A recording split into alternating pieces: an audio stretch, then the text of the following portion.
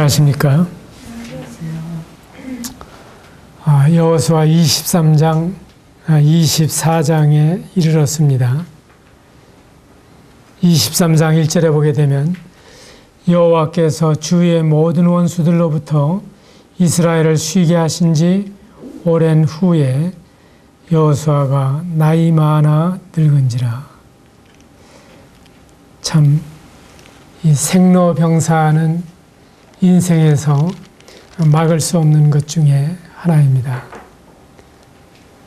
영우호걸도 절대가인도 이 세상에 한번 왔던 인생들은 세상을 떠날 수밖에 없는데, 이것은 하나님께서 한 번 죽는 것은 사람에게 정하신 것이요 그 후에는 심판이 있으리라고 말씀하셨기 때문에 이 죽음 앞에는 장사가 없는 것입니다. 우리는 이 모세가 세상을 떠날 때에도 나이 120세나 눈이 흐리지 아니하였고 기력이 쇠하지 아니하였다는 말씀을 읽게 됩니다. 다만 때가 돼서 하나님이 데려가신 것입니다. 또한 여호수아가 지금 110세에 이르렀는데, 이때 여호수아도 이제 그 출애굽에서부터 고비고비를 겪으면서 모세와 긴밀하게 동역을 하던 이 동역자가 마침내 여호수아서 1장에 보게 되면 모세가 죽은 후에 눈의 아들 여호수아에게 일러 가라사대 내 밟는 땅을 너와 내 자손에게 주리라고 약속하신 이래로 이제 동서남북을 정벌하고 노년에 이르렀습니다. 우리 성경에 보면은 젖과 꿀이 흐르는 가나안 땅을 너희들에게 주리라 거저줄 것처럼 말씀을 하셨는데, 여호수아서 1장에서는 네가 밟는 땅을 너와 내 자손에게 주리라 말씀하십니다. 그래서 믿음은 그 은혜를 인해서 거저 받는 것이지만은, 그러나 믿음으로 말미암아 구원을 받은 뒤에 성화되어 가는 과정은 밟는 땅을 주신다고 하는 겁니다. 바로 내가 경험하면서 그리고 주님을 의지하는 대로, 또한 주님께서 나에게 정복하라고 하신 땅을 내가 정복하는 대로 누리게 된다고 하는 것입니다. 그리스도인들에게도 때때로 잘못된 습관이 평생을 괴롭히는 사람들을 봅니다. 어떤 때에는 이 술, 담배에서 자유롭지 못한 그런 분들도 봅니다. 밟는 땅을 너와 내 자손에게 주리라고 하셨는데, 문제는 그런 문제를 정복하지 못했을 때 시달리게 되는 것을 봅니다. 또한 우리의 식습관이나 수면에 대한 습관이나 또한 인간관계나 모든 것이 우리에게 있어서 진정한 주님을 성결되게 걸어가는, 성별되게 섬기는 이와 같은 일을 방해하는 삶을 볼 수가 있습니다. 그래서 실제로 이러한 것은 우리가 다스리지 않으면 해가 됩니다. 그래서 성경은 마귀를 대적하라, 그리고 세상과 세상에 있는 모든 것을 사랑하지 말라, 그리고 육신을 쳐서 복종시키라, 이러한 말씀들을 성경에서 보고 있는 것입니다. 우리가 기업은 주님이 소유하도록 말씀을 하시고 있습니다. 명의가 우리 명의로 되어 있다 할지라도 그걸 실제로 우리가 사용하지 않으면 가치가 없는 것입니다.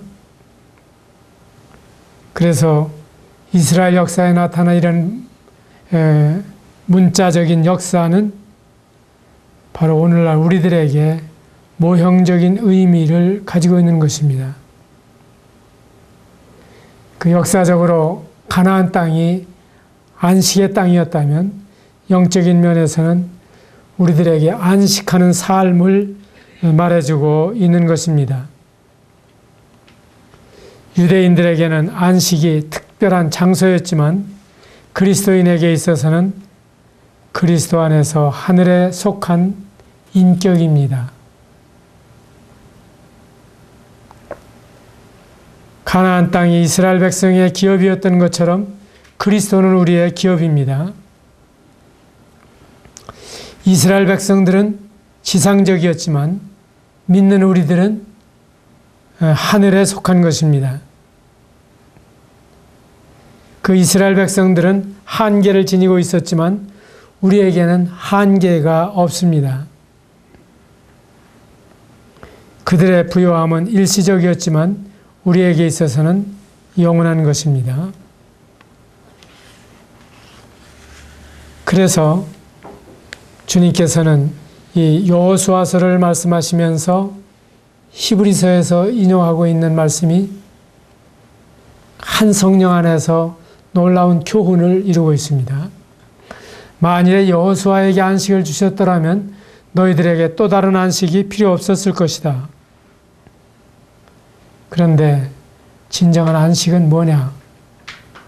우리 매일매일의 삶에서 승리하게 될 때에 우리에게 기업으로 주신 것을 진정으로 소유하게 된다고 말씀해 주십니다. 다시 말해서 예수님을 믿는 순간부터 우리는 신분과 기업에 있어서 놀라운 특권을 가지게 되지만은 그러나 여전히 성도는 믿음과 노력에 의해서 이르러야 할 수준까지, 이르러야 할 소유까지 소유를 하게 되는 것입니다. 우리가 조지 뮬러를 이야기하지만 남의 얘기처럼 들리지 않습니까? 어떻게 그가 기도하는 대로 주님 앞에 응답을 받았는가? 허슨 테일러를 이야기하지만 허슨 테일러가 남의 이야기처럼 들리지는 않습니까? 그 차이가 뭡니까? 그리고 무디의 메시지가 우리보다 특별히 놀라운 것이 아닙니다. 제가 분별하기에. 그런데 그 무디의 메시지를 듣고 그 많은 사람들이 변화되었다고 하는 그 비결이 어디에 있습니까? 그리고 1896년에 한국에 선교사로 오셨던 일본인 승송 아유 노리마스 마사야스라고 하는 분이 있는데 그분의 설교집을 제가 가지고 있습니다. 그런데 설교집으로서는 대단하질 않아요.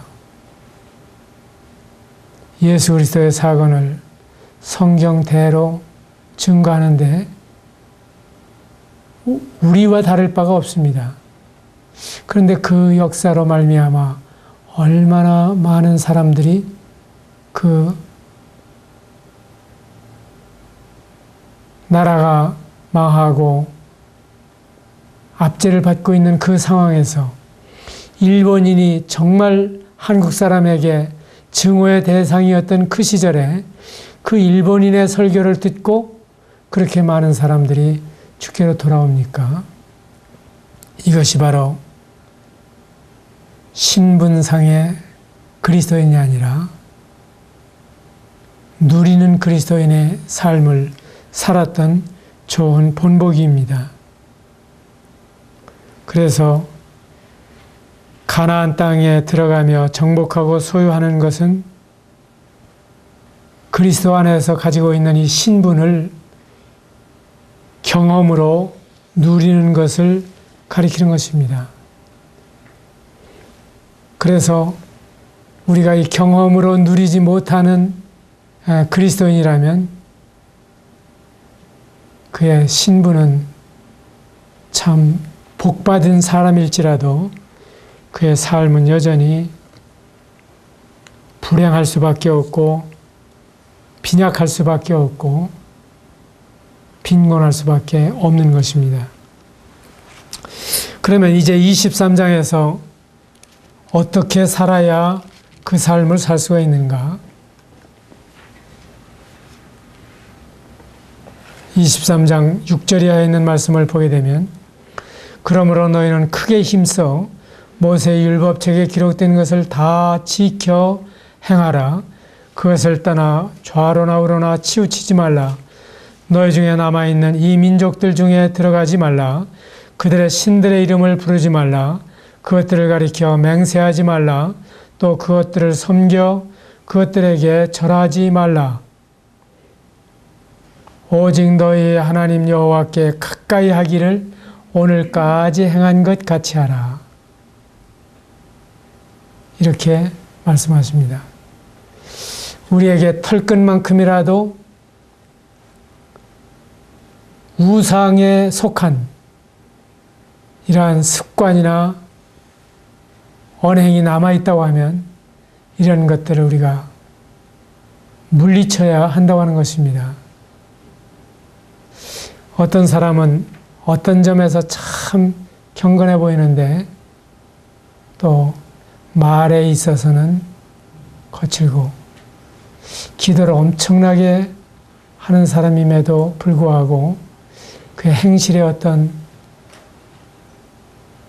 그리스도인답지 않은 이런 품행이 나타나는 것을 우리가 보게 되는 것은 바로 그러한 점에서 사람들에게는 다 각각 자기의 우상 그리고 자기의 습관 그리고 주님을 믿은 후에도 어떠한 자신의 가치관 속에 매여 있을 때 모르는 사이에 끌려가는 것을 보여주고 있는 것입니다. 8절에 너희 하나님 여호와께 가까이 하기를, 이 가까이 한다고 하는 말씀은 좀 더 잘 번역을 하란 말입니다. 성경에서 아내와 연합하여 한 몸을 이루라고 하셨을 때 연합이라고 하는 표현과 똑같은 낱말이 여기 사용된 겁니다. 이를테면 하나님과 아주 부부일체처럼 짝 달라붙어서 하나님과 나 사이에 아무런 불순물이 끼지 않도록, 남편이 우상이 되지 않도록, 아내가 우상이 되지 않도록, 자식이 우상이 되지 않도록, 그러면 처자를 사랑하라고 하신 말씀이 뭐냐? 바로 주님과 함께 그들을 사랑하고 주 안에서 사랑하는 것입니다. 그렇지 않으면 주님이 질투하십니다. 그리고 우리의 인격에 손상이 오게 되는 것을 말해줍니다. 어떤 때에는 그 직업, 직장, 이와 같은 것이 주님을 섬기는데 큰 방해가 될 수가 있습니다. 물론 주 안에서 권세들에게 굴복할 것을 말씀하시고 상전들에게 복종하되 눈가림으로 하여 사람을 기쁘게 하는 자처럼 하지 말고 단마음으로 행하기를 죽게 하듯 하여 사람들에게 하듯 하지 말라고 말씀하십니다. 그럼에도 불구하고 그것이 우상이 되어서는 안 되는 것입니다. 우리 주님께서는 질투하는 하나님이라고 이 23장, 24장에서 말씀해 주시고 있습니다. 하나님도 질투하시나? 질투는 다 나쁜 것이라고 생각하기가 대단히 쉽습니다. 그러나 부부가 살아가는 동안에 만일에 어떤 남녀가 거기에 끼어들어왔다면 그럴 때에도 그 마음이 명경지수와 같고 전혀 미운 마음도 없고 싸우고 싶지도 않고 싫지도 않고 여전히 좋기만 하다면 그 사람은 좀 잘못된 사람 아닙니까? 부부 사이에 부부보다 더 사랑스러운 어떤 다른 이성이 끼어들어서는 안 되는 것처럼, 그리고 그럴 때에는 질투하는 것이 정상인 것처럼 하나님께서는 하나님을 8절에 말씀하시는 대로 가까이 하기를 소원하시는데 그 사이에 이물질이 끼어 있으면 하나님께서는 질투하신다고 하는 것입니다. 그래서 이렇게 하게 되면 신앙생활도 바르게 할 수가 없습니다. 요즘 그리스도인이라고 하면서도 그리스도인의 가치관에 의해서 자녀를 양육하는 것이 아니라 이 세상 풍조에 의해서 이 자녀들을 양육하고 교육하는 이러한 현상을 볼 수가 있습니다. 무엇보다도 성경대로 자녀를 사랑한다면 그에게 하나님의 말씀이 기초가 되고, 그리고 하나님의 말씀에 따라서 우리의 자녀가 어떻게 양육을 받아야 될 것인가를 부부가 함께 세우는 태도가 필요하지 않습니까? 심지어는 부부가 열심히 일해서 이 자녀들 뒤치다거리를 하게 되는데 너무 열심히 일하느라고 가정에서 자녀를 돌볼 겨를이 없습니다. 그리고 자녀들을 학원에 다 맡겨놓습니다. 그들이 얼마나 우리의 자녀를 사랑합니까? 그리고 그 부모에게서 줄 수 있는 그런 사랑과 사랑에서 우러나오는 훈육, 습관, 이런 것을 제대로 훈련시킬 수가 있겠습니까? 부모보다 더 좋은 관계는 없는 것입니다. 그래서 저는 어느 부인에게 그런 이야기를 했습니다. 남편의 직장이 불안하고, 그리고 나중에 직장을 갖게 되려 경력이 필요하다고 하는데 지금 제가 직장을 갖는 게 어떨까요? 그런 이야기를 하길래 그렇게 하지 말고 그 대신 당신이 자녀를 잘 양육할 수 있는, 그리고 자녀들을 잘 가르칠 수 있는 교육을 받고 그 자녀의 수준에 맞는 학습과 교육을 가정에서 할 수 있도록 하면 어떻습니까? 모든 부모가 그렇지는 않습니다만은 그럴 만한 사람은 그렇게 하는 것이 좋습니다. 유대인의 자녀 교육이 아버지가 IQ를, 어머니가 EQ를 자녀들에게 심어준다 하는 이야기가 있습니다. 그들은 일주일에 하루를 잘 쉬고서도 세계 노벨 문학상의 3분의 1을 차지하고 있습니다. 그리고 그들의 소득의 10분의 1을 바치고도 세계 GNP가 선진국 대열에 올라서 있습니다. 무엇을 말해주는 것입니까? 하나님의 말씀에 나타난 지혜대로 우리들이 터득하고, 그리고 그 지혜대로 우리의 자녀를 양육하는 것이 가장 좋은 양육의 방법이다. 이 세상 풍속을 쫓아가는 것이 잘하는 것이 아니다. 여호와께 가까이 하기를 오늘까지 행한 것 같이 하라. 11절에 그러므로 스스로 조심하여 너희 하나님 여호와를 사랑하라. 그리고 나서 12절로 14절까지 있는 말씀을 보게 되면은 그들이 그 땅에 살고 있는 민족들과 물에 물 탄 듯 술에 술 탄 듯 살아가게 되면 반드시 망할 것이라고 말씀해 주시는 것입니다. 우리가 읽고 있는 책에서도 성경적인 가치관에 의해서 쓰여진 책이 아닌데 그런 것에 감동을 받는 경우들이 많이 있습니다. 우리 건강을 관리하는 데에도 비성경적인 가치관에 의해서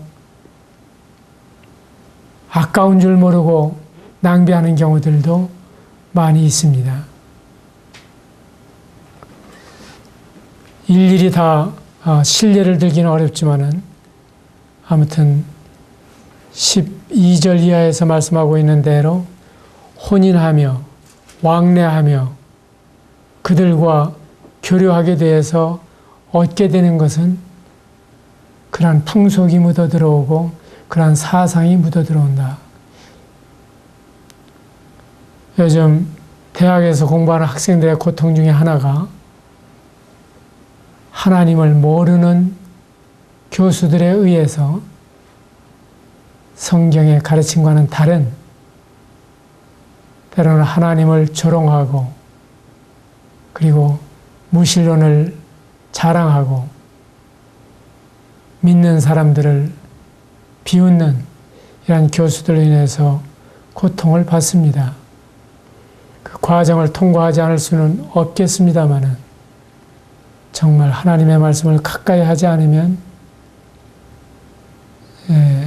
의로운 심령이 상할 수가 있다고 하는 사실을 기억하시기 바랍니다. 제가 알고 있는 학생 중에 대학 생활을 하면서 그 신앙이 상당히 달라졌습니다. 윤리학이라고 하는 과목인데 참 윤리학이라고 하면 얼마나 고상한 학문입니까?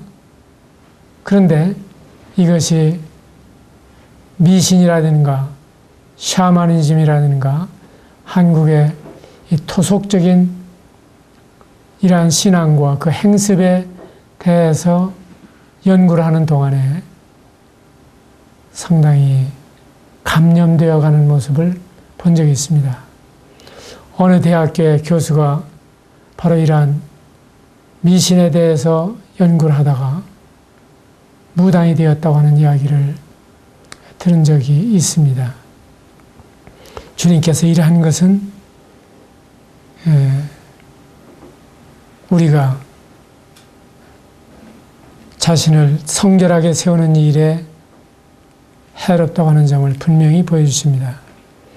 24장에서 14절 이하에 있는 말씀을 보게 되면 그러므로 이제는 여호와를 경외하며 온전함과 진실함으로 그를 섬기라. 너희의 조상들이 강 저쪽과 애굽에서 섬기던 신들을 치워버리고 여호와만 섬기라. 만일 여호와를 섬기는 것이 너희에게 좋지 않게 보이거든 너희 조상들이 강 저쪽에서 섬기던 신들이든지 또는 너희가 거주하는 땅에 있는 아모리족 속의 신들이든지 너희가 섬길 자를 오늘 택하라. 오직 나와 내 집은 여호와를 섬기겠노라. 오직 나와 내 집은 여호와를 섬기겠노라. 이것이 여러분들의 결단이 되시기를 바랍니다. 우린 때때로 이러한 점에 있어서 편심하기가 대단히 쉽습니다. 그러나 다니엘이 어렸을 때 소년으로서 바벨론에 붙들려 갔습니다. 사실 소년포로 다니엘로서는 바벨론 궁중에서 호의호식하며 살 수 있게 된 것이 이만저만 불행 중 다행이 아니었습니다. 그럼에도 불구하고 왕의 진미와 포도주로 자기를 더럽히지 아니하리라 하고 이를 환관장에게 구하니 하나님께서 은혜를 입게 하셨다. 그래서 10여 세 소년 포로 다니엘이 90을 바라보는 노경에 이르기까지 한결같이 믿음으로 섬기며 한결같이 하나님과 사귀며 하나님의 놀라운 계시를 만대를 명정하신 하나님의 뜻을 분명히 전해주는 위대한 인물로 쓰임을 받았습니다. 그 다니엘이 당대에 얼마나 잘 알려져 있으면 에스겔의 예언 가운데 3번씩이나 노아, 욥, 다니엘 이 3사람을 꼽고 있겠습니까? 노아나 욥은 아주 오래전 사람이지만 다니엘은 에스겔과 같은 시대에 바벨론의 포로로 가 있던 예언자였습니다. 이러한 사실을 보게 될 때에 오직 나와 내 집은 여호와를 섬기겠노라 하는 이 방향 전환에 따라서 우리의 인생은 대단히 달라질 수가 있습니다. 하나님께서 이러한 결단을 기뻐하시기 때문에 이러한 결정을 내리면 그렇게 살아갈 수 있도록 도우십니다. 그리고 그러한 사실에 대해서 선포하십시오. 제 아이들 가운데 중학교 1학년 5월 8일 어버이날을 기해서 저희들에게 보내준 몇 글자 안 되는 편지가 있습니다. 근데 그 편지에다가 제가 나중에 고등학교, 대학교에 가게 되더라도 선교부에서 일할 겁니다. 그리고 제가 공부를 하고 나서 유학도 하고 그리고 선교사가 되겠습니다. 그렇게 하면 부모님도 참 기뻐하시겠죠. 그리고 이게 부모님에게 효도하는 길이 될 거예요. 제가 그 편지를 아직 가지고 있는데 그 편지가 1985년에 쓴 편지인데 95년, 2005년 25년이 지난 뒤에 이 가정이 지금 인도네시아에 선교사로 가 있습니다. 어떻게 주님이 일하시는지 저도 잘 몰라요. 그러나 그러한 마음을 어린아이에게 주시고 그 마음에 소원을 주신 이래로 그리고 그가 그의 의사를 표현한 이래로 생애에는 우여곡절이 있었지만은 주님께서 그 길을 인도하신 것이 아니냐 그렇게 생각하게 되는 것입니다. 하나님께서 우리 마음에 주신 소원이 무엇입니까? 저는 때때로 세상에서 인류라고 하는 것이 반드시 주님 안에서 인류는 아니라고 하는 사실을 말씀을 드립니다. 여러분들이 추구하는 대로 인류로 자녀를 잘 가르친다고 하는 것이 때로는 바로의 충실한 종이 되도록 훈련하는 과정일 수도 있습니다. 월급은 많이 줄는지 모릅니다. 생활은 좀 윤택할는지 모릅니다. 그러나 그는 집에 다녀오겠습니다 하는 정도로 시간을 보내고 그 자기가 맡겨진 일을 위해서 죽도록 충성하면서 내가 잘 먹어도 세 끼 그런데 그걸 위해서 이렇게 고생을 해야 되나 하는 탄식이 나올 만큼 혹사하는 시대에 살고 있습니다.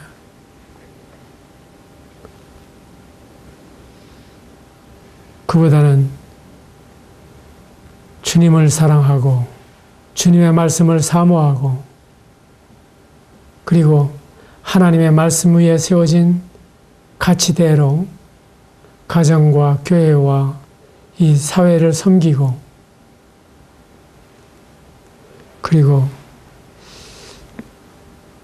기회 주시는 대로 복음을 증거하고 살아가는 이러한 삶이 참 가치 있는 삶이 아니겠습니까? 이 여호수아서에서 백성들은 참 대답을 시원스럽게 합니다.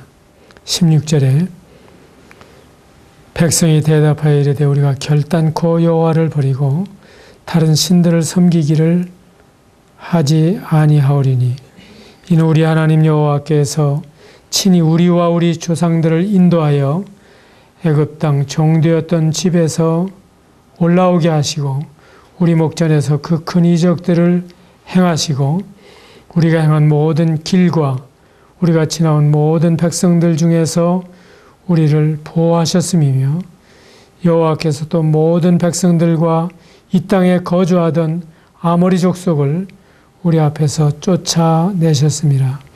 그러므로 우리도 여호와를 섬기리니 그는 우리 하나님이시니이다 하니라.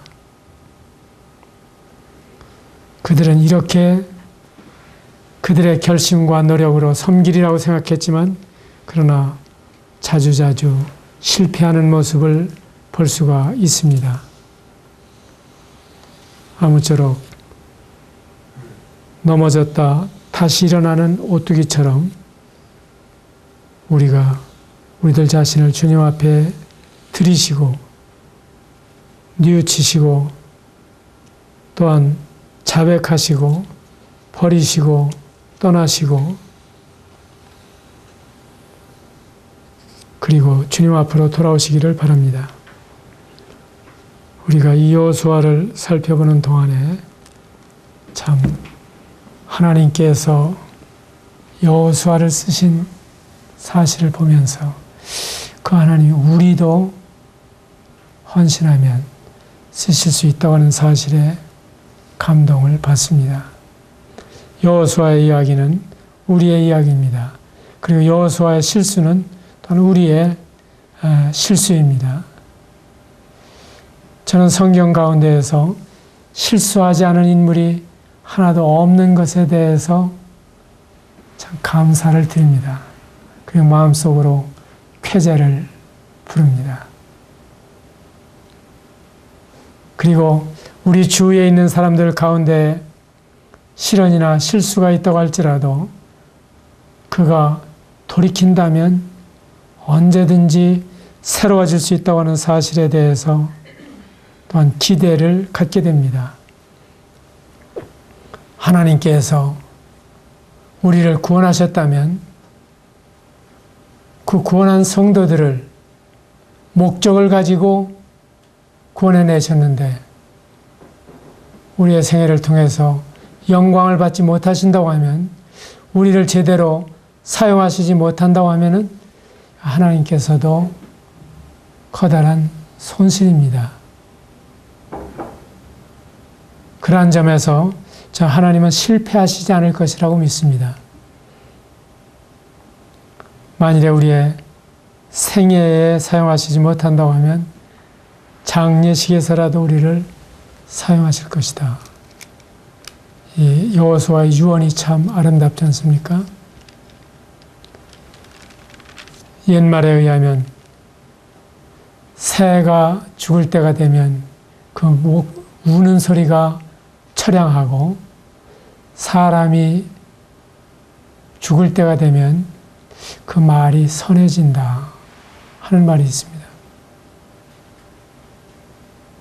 비록 악한 사람이라 하더라도 그의 생애의 마지막 순간에는 뭔가 생애를 돌아보고 뉘우치기도 하고 그리고 남아있는 사람들에게 나같이 살지 말아달라고 하는 부탁도 할 수 있는 것이라면 주님께서는 이 여호수아의 생애를 통해서 우리를 놀랍게 교훈해 주시는 것입니다. 29절, 30절 이 일 후에 여호와의 종 눈의 아들 여호수아가 110세에 죽음에 그들이 그를 그의 기업의 경내 딥나세라에 장사하였으니 딥나세라는 에브라임 산지 가스산 북쪽이었더라. 31절 이스라엘이 여호수아가 사는 날 동안과 여호수아 뒤에 생존한 장로들 곧 여호와께서 이스라엘을 위하여 행하신 모든 일을 아는 자들이 사는 날 동안 여호와를 섬겼더라. 그 31절이 좀 이상하지 않아요? 여호수아가 사는 날 동안과 여호수아 뒤에 생존한 장로들이 존재할 동안에 여호와를 섬겼다. 왜 이렇게 됩니까? 이 여호수아의 후계자를 찾아볼 수가 없습니다.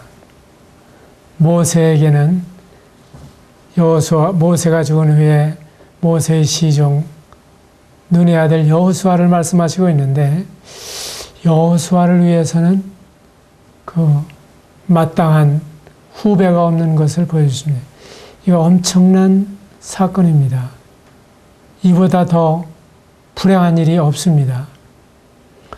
충성된 자들에게 부탁하라. 그가 또 다른 사람들을 가르칠 수 있으리라고 말씀을 하셨는데 바로 이 충성된 자들로 이어지지 못할 때 하나님의 일은 무너지게 되는 것입니다. 스펄전 같은 설교의 황태자가 떠난 다음에 스펄전 신학교는 있지만은 스펄전과 같은 설교자는 아직 없었다는 이야기를 듣습니다. 그 가정에 부모보다 나은 자식이 있어야 그 가정이 장래가 있지 않겠습니까? 그 교회에 인도자들보다 더 훌륭한 청년들이 싹이 보여야 그 교회에 장래가 있지 않겠습니까? 비스마르크가 말한 대로 내 나라의 청년을 보여다오 내 나라의 장래를 말하리라. 그런 싹이 있는 청년들이 있어야 그 사회에 그 나라에 장래가 있지 않겠습니까? 이것은 청년들도 선의로 바로 내가 일단은 보이는 이 지도자를 때려잡겠다 하는 심정으로 달려가야 할 것이며 그리고 지도자들도 이러한 싹이 자랄 수 있도록 무한하게 격려하고 그리고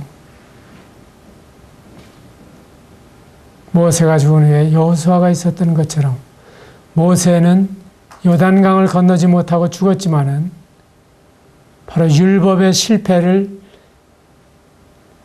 상징적으로 보여주는 인물이 되었지만은 여호수아는 가나안을 정복함으로써 예수님의 표상이 되었던 것처럼 우리의 사역이 비록 빈약할지라도 우리의 후배 가운데에서